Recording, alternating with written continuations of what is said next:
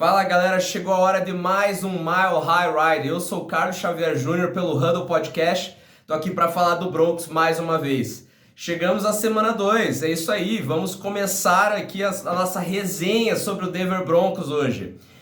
Primeiro, antes de mais nada, queria falar que agradeço a todos que já assistiram o primeiro vídeo. Falei algumas coisas sobre a expectativa para essa temporada, como que a gente vai entrar nessa temporada, o que a gente pode angariar nessa temporada, quais talvez sejam as nossas vitórias para essa temporada. Então, vou dar sequência nessa narrativa porque eu quero realmente construir isso para vocês entenderem também junto comigo. E se vocês concordarem, obviamente, comentem. E se discordar, comenta também. Enfim, o importante é que você dê o joinha aí nesse vídeo, também se inscreve no canal, porque toda semana vai ter aqui um Mile High Ride, um episódio novo aqui falando especificamente sobre o Denver Broncos, que é o meu time do coração e quem sabe de vocês também, mas você pode ser hater também, você pode torcer por Raiders e me odiar aqui, não tem problema, o importante é saber sobre, Então vamos lá. Primeira semana foi complicada, Perdemos aí pro Seattle Seahawks, jogo até apertado, 26-20, mas assim, foi algo que a gente comentou, eu comentei na semana passada, achava inclusive que o placar seria o inverso, 24-20 para o Broncos,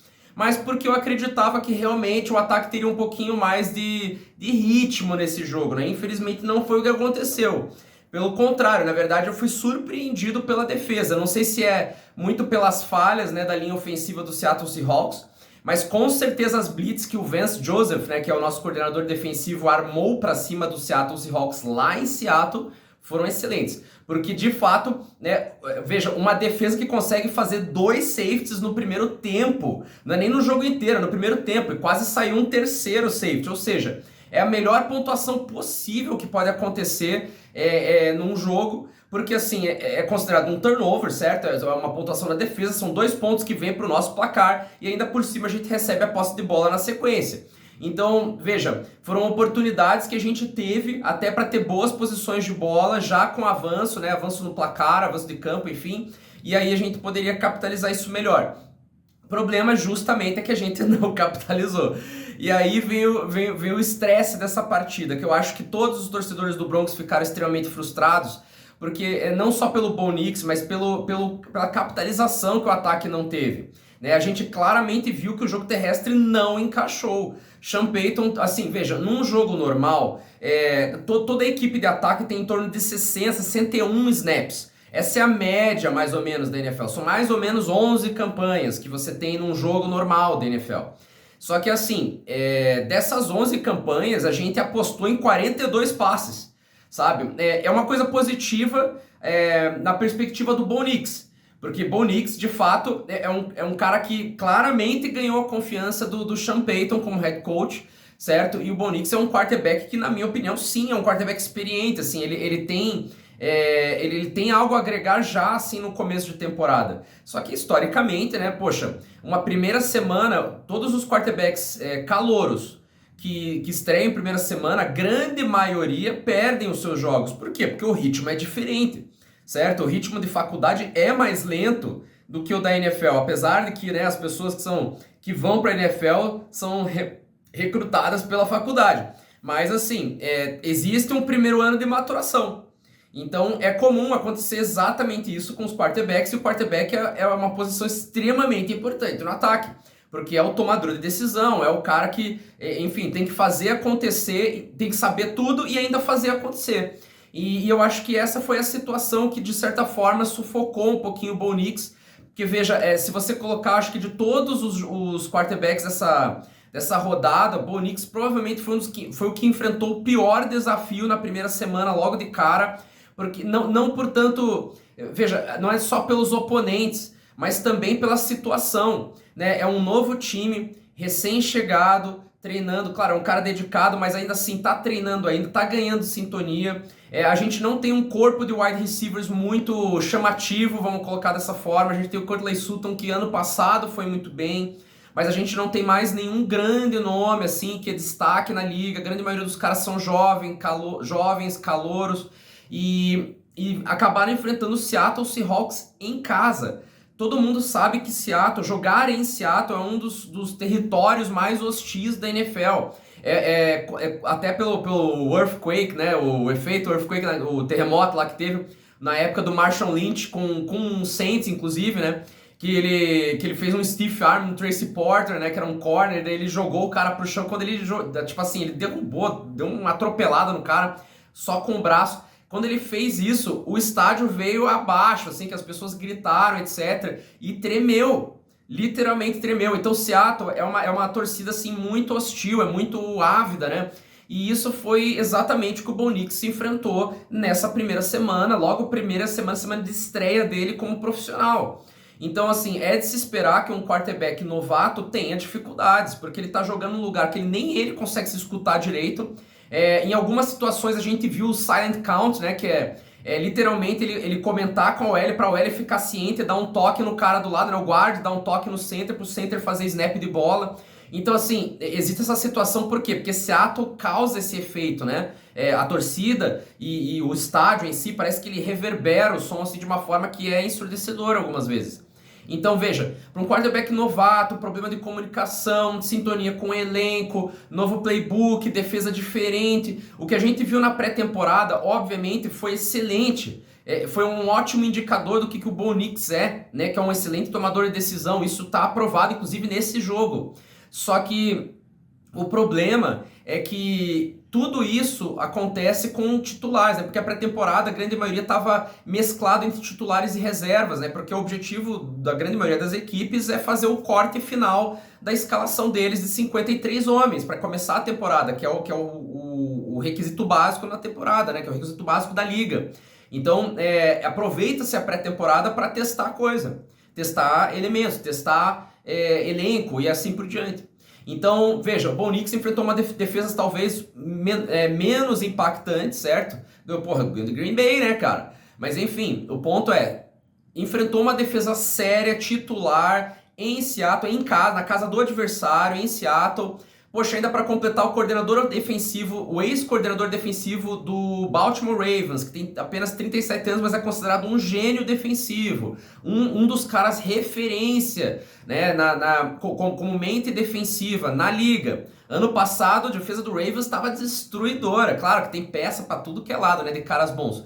Mas deu para ver que o McDonald, que é o coordenador, que agora é o técnico principal, substituiu o Pete Carroll, cara, tá fazendo um excelente trabalho.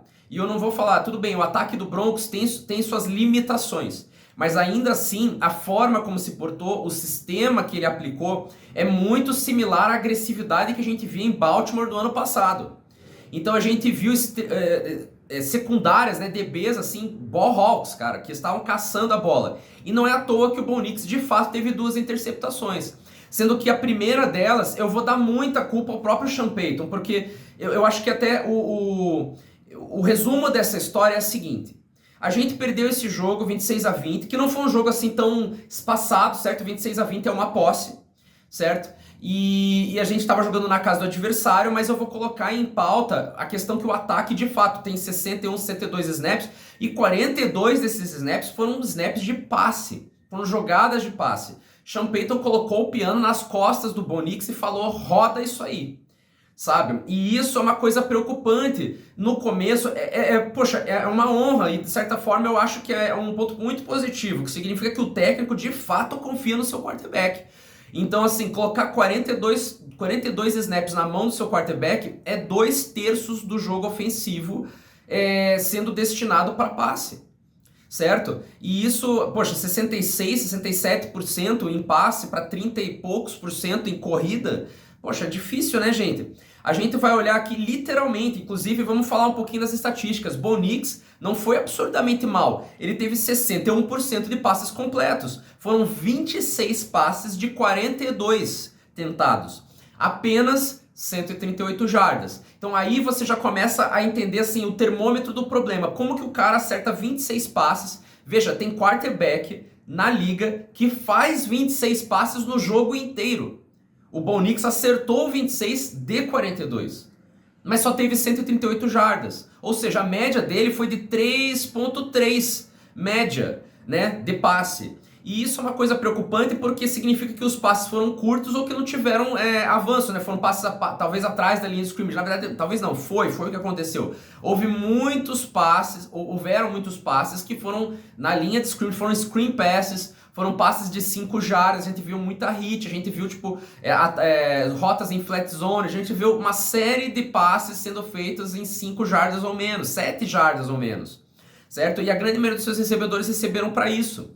Certo? Então a média foi baixa, até porque alguns até recuavam, então diminuía mais ainda a média, mas a importância é que o Bo Nix fez essas leituras e acertou esses passes, muitos deles precisos. Infelizmente ele teve dois assim, miss throws assim, que ele jogou um pouco atrás. Eu acho que isso é a parte em que eu falo que a velocidade da NFL é diferente da velocidade da faculdade. Então é natural num primeiro jogo um quarterback novato errar alguns spots de bola. Ele fez a leitura certa, ele viu o cara certo, ele errou o Courtland Sutton 2 vezes. Uma delas o Courtland Sutton podia ter pego, foi uma bola um pouco atrás realmente, mas foi uma bola que ele poderia ter pego. Então assim, não dá pra você deixar todo o peso a culpa desse jogo em cima do Bo Nix.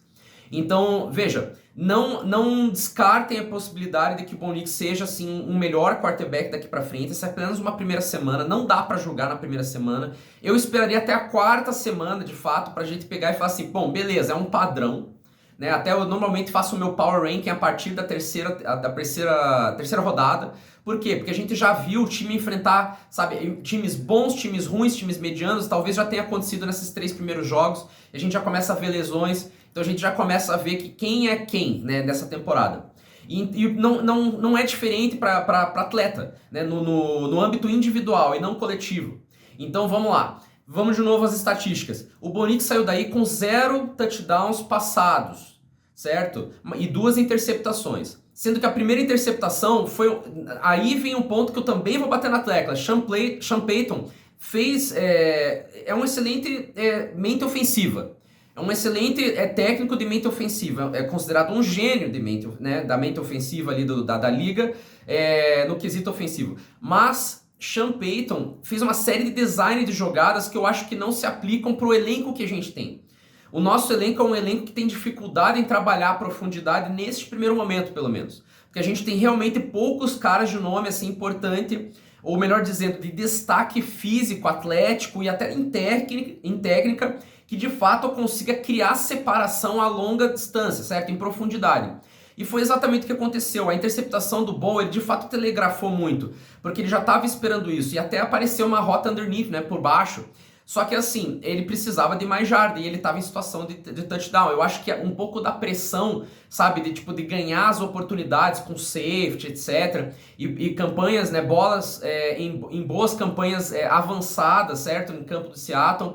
Eu acho que isso pressionou um pouquinho o Bo a capitalizar cedo. E em alguns momentos a gente vê ele fazendo uma leitura high-low. Ele primeiro olhava para o alto, certo, em profundidade, para depois voltar. Só que todas as leituras para baixa jardagem ele acertou. Agora, todas as de alta jardagem ele teve dificuldade. Tanto que, na verdade, o passe mais longo que ele teve foi de 25 jardas. Certo? Foi um bom passe completo para a terceira descida, etc. E algumas vezes a gente viu também a mobilidade do Bo Nix. Ficou explícito nesse jogo que o Bo Nix tem mobilidade sim, porque alguns falavam que ele era um cone, que ele não se movimentava direito. É mentira, certo? Porque até o touchdown que ele marcou nessa partida, veja, o Bo Nix teve 0 touchdowns passados, mas ele teve 1 touchdown corrido, e foi no final do jogo, ainda para aproximar o placar para os 20 pontos ali, né? Para os 26-20. Então ele teve um touchdown corrido que ele justamente fez um juke, assim, né? Ele ameaçou, fez um pumpzinho com a perna, né? Vamos colocar dessa forma. E, cara, deu um olezaço no defensor e entrou pra endzone, certo? Então esse foi um touchdown corrido dele. Ele justamente foi o maior corredor do time, o que mostra isso, um ponto mais grave em relação ao elenco, porque ele foi o melhor corredor do time com 35 jardas. Como que o seu quarterback, tirando o Lamar Jackson, ou talvez o Josh Allen, como que o seu quarterback é o melhor corredor do seu time? Não pode acontecer isso. Sério, desculpe. Essa é uma liga de passe. A liga transicionou para jogo aéreo. Então isso é inaceitável de certa forma. O nosso jogo terrestre não encaixou. A gente tem um corpo bom, cara, porque o Jaleel McLaughlin foi o melhor running back, tirando o Bo Nix, né? Tirando o Bo Nix com o seu jogo terrestre. Foi o melhor running back com 27 jardas. E ele teve 10 oportunidades, certo? O Javonte Williams, tudo bem, tá voltando de lesão ainda, mas foi o segundo melhor com 23 jardas e 8 tentativas. A média está muito baixa. Veja, 2,7 jardas por corrida tentada. Não, tá muito baixo. O jogo terrestre não encaixou. E isso também, eu boto um pouquinho dessa culpa no Quinn Miners, a gente bota no Ben Powers. Cara, esses caras que estão na linha ofensiva deveriam ter funcionado um pouco melhor. A gente teve também a saída do Garrett Bowles durante o jogo, né? Teve lesão, infelizmente, que é o nosso melhor linha ofensiva, talvez, que é o nosso left tackle, e é um dos melhores da liga, inclusive. Mas assim, a gente ficou debilitado na linha ofensiva, mas não encaixou o jogo terrestre. Aí eu acho que por esse motivo o Sean Payton se viu forçado a ir pro jogo aéreo, porque ele confia no Bo Nix e falou, vai, entendeu? Só que também por conta disso, já que o jogo terrestre não encaixava, eu acho que ele foi muito pelo jogo aéreo de baixa jardagem, para justamente criar essa movimentação, né, na linha de scrimmage para frente. Então deixar que os receivers ganhassem jardas na linha de scrimmage. Por isso que a média de passe, de jardas ganhas por média de passe é 3,3. Certo? Mas também é inaceitável isso acontecer, porque nossos receivers estavam recebendo a bola e não conseguiu nenhuma jarda após o passe. O nosso YAC, né, que é jardas após o passe, foi quase zero. Todos os receivers pegavam a bola e caíam com ela. Veja, nosso melhor receiver foi o Josh Reynolds. E ele teve 45 jardas, foram 5 recepções de 8 tentadas. O nosso melhor receiver, de fato, foi o Devon Vele, que é um cara novato. Ninguém sabe quem é ele. Ele tem um porte físico legal. Aliás, todos os receivers têm um porte físico de wide receiver número 1. Eles são altos e alguns têm porte. Mas a gente não tem nenhum cara baixinho, miúdo, assim, rápido, tipo um Wes Welker, um Sanders que a gente tinha antes. A gente não tem esses caras. O Jerry Jeudy talvez, sabe, esses caras meio que subiram. E a gente tá sem opções nesse sentido. Eu acho que é difícil para eles até pegar essas jardas, essas passes de screen de 5 jardas, porque eles realmente não têm, digamos, a construção física para esse tipo de jogo. Enfim, Josh Reynolds em primeiro lugar, Devon Vele em segundo, e o Courtland Sutton, que devia ser o nome da partida, foi o terceiro. Certo? O Vele me chama atenção porque ele capitalizou 8 dos 8 passes que ele recebeu, que ele foi acionado. O Josh Reynolds 5 de 8 e o Courtland Sutton 4 de 12. Ou seja, naturalmente, o Bo Nix fez o que está no playbook, o que está no script. Ele acionou o Courtland Sutton o máximo que ele pôde, que é o melhor receiver dele. Só que foram 4 recepções de 12. E o Courtland Sutton teve uma produção baixa, foram 38 jardas. Cara, não dá. Então, assim, esse jogo precisa melhorar. Infelizmente, a gente falta nome.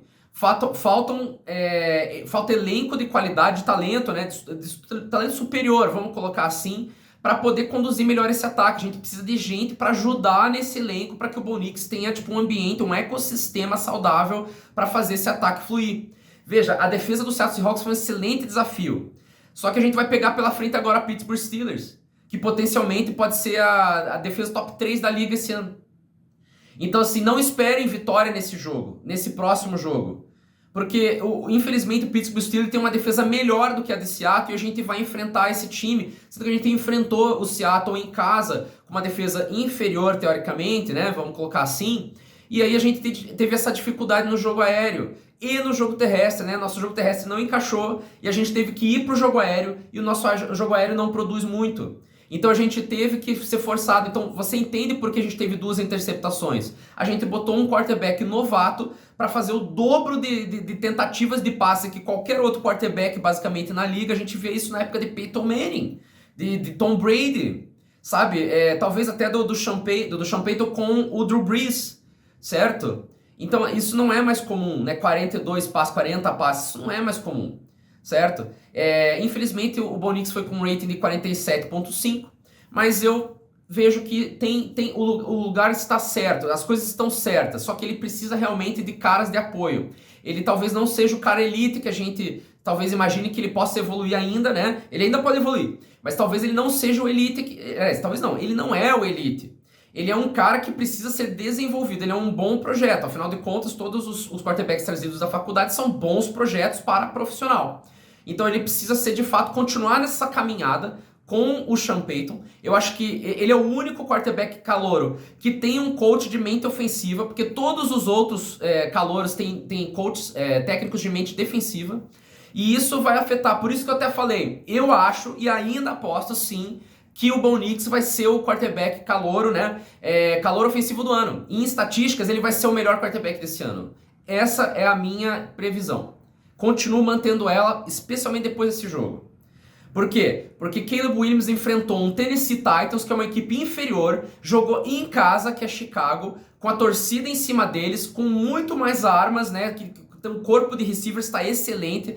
O ponto mais fraco do ataque do Bears é a linha ofensiva. E o Caleb Williams não fez nada. Ele foi o pior quarterback em jardas passadas dessa semana. Ele teve menos de 100 jardas, ele teve 93 jardas. E ainda assim, ele teve 48% de precisão. Bo Nix, com toda essa situação, 42 vezes, teve 61. Sabe? E 65 é a média de um titular. 65, 67 é a média de um titular na NFL. Quem foi melhor dessa classezinha aí foi o Jayden Daniels, que teve 70%. Mas também teve estatística realmente 70%, mas correu muito com a bola. O jogo terrestre dele foi o que encaixou mais. Então isso tem que ficar na cabeça, certo? E sendo que ambos, né? O Caleb Williams foi 14 de 29 e o Jayden Daniels 17 de 24 tentadas, né? Ou seja, quase metade do que o Bo Nix fez, certo? Então o ponto mais claro aqui é que sim, o Bo Nix consegue ler defesas. Sim, o Bo Nix precisa se adaptar à velocidade da NFL, porque a antecipação dele vai ter que ser melhor daqui pra frente. Sim, Bo Nix tem atletismo, porque ele consegue correr com a bola sim, estender jogadas sim. Mas também, ao mesmo tempo, ele precisa ficar tranquilo e tentar utilizar o que ele tem a favor dele para conseguir continuar marchando em campo. Esse vai ser o trabalho do Sean Payton, e eu acho que o Sean Payton precisa de fato botar a mão na cabeça e realmente redesenhar as jogadas dele da forma que o Bo Nix tenha mais opções, porque realmente nas situações da interceptação eram todas situações de passe em longa jardagem, em profundidade, e que ele se viu vendido porque a secundária do Seattle estava muito bem postada e não haviam opções de check down decentes. Então isso não pode acontecer de novo. Se a gente não tem jogo terrestre, a gente vai ter que ter opções de hot route e check down, que sejam melhores. Porque de fato isso não foi o que aconteceu nesse último jogo e a gente vai precisar disso contra o Pittsburgh Steelers.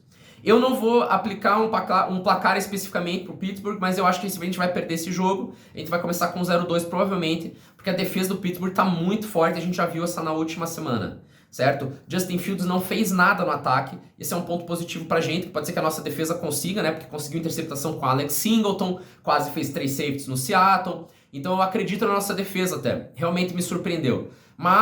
E a linha ofensiva dos Steelers não tá legal. Mas, por mais que tenha Justin Fields lá, que também não produz muito, é muito inferior ao Geno Smith, que a gente enfrentou agora como quarterback do Seattle, eu ainda acho que a defesa do Pittsburgh vai fazer muita diferença. E isso vai ser nosso problema. Então, eu especularia um placar talvez baixo, porque a defesa que vai mandar, mas que a gente não vai ganhar. Então, talvez eu iria para um potencial 24-14, potencialmente para o Pittsburgh Steelers. Beleza? Galera, é isso aí, é tudo que eu tinha para falar. Passei um pouquinho do ponto aqui. Hoje eu tô com camisa nova, em vez de laranja, vim de azul para ver se muda o resultado na próxima semana. Mas de qualquer forma, eu agradeço a presença de vocês. Não esquece de dar o joinha, né? Clica no like aí, se inscreve no canal. Esse aqui foi o segundo episódio do Mile High Ride. Então até a próxima semana. Mais falas aqui sobre Bo Nix, sobre Denver Broncos, sobre Sean Payton, sobre a defesa. Vamos falar tudo que a gente pode. Comenta aí que de repente eu trago na pauta na próxima semana. Mas eu acredito em vocês e acredito no nosso Denver Broncos. Vamos seguir aqui na fé que as coisas vão dar certo. Beleza? Até a próxima semana e até o próximo My High Ride. Huddle Podcast. Let's go! Tudo sobre a NFL. Toda quinta-feira, às 20 horas.